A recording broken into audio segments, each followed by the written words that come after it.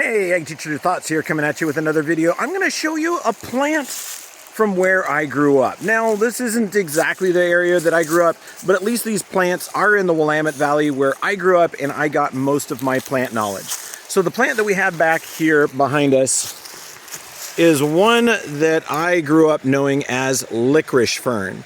Now, this is a epiphyte, so it does like to live on bark and on trees. And this one is on a big leaf maple. I can just tell by the structure of this. This is Acer palmatum or big leaf maple. The fern likes to grow underneath the moss on the bark of the trees.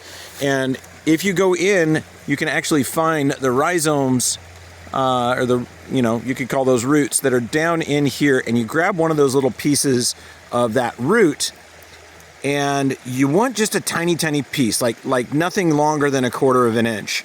And you take that and you put it in your mouth and you chew it up, and it tastes like black licorice.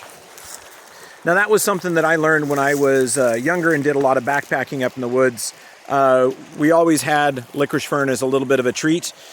And you learned that you only take a little tiny bit of licorice fern. You don't do a whole lot of it because it can lubricate the intestinal system. Let's just put it that way. But there you go. There's a plant from my childhood. Had some business here in the Willamette Valley, came on over and figured I'd shoot some videos on a couple of the plants. But that's an interesting one there.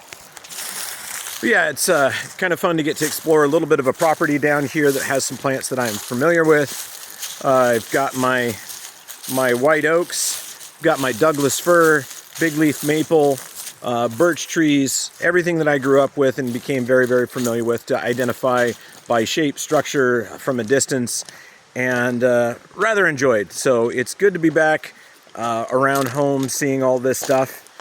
And there you go. I hope you learned something about the Northwest woods. Get over in the Oregon Coast Range.